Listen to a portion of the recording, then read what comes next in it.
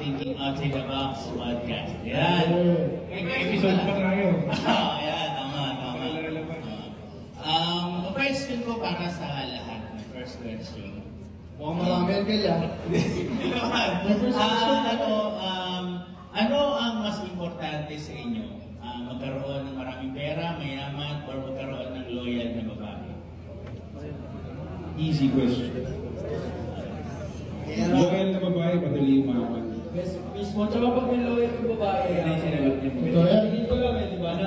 Pag may loyal na babae, malaki ang chance mo yumaman. Kaya sinasabi ko rin sa nakausap ko kanina, bata ka pa lang, ang chicks ka na, alam mo na kung paano yan. Kasi, hindi mo kayo mag-end up together, nagkatulungan kayo. Or, natuto ka kung paano mag-work with a partner. Magkaka-partner kayo, mag-business partner, kaibigan, supplier, kliyente, babae, whatever.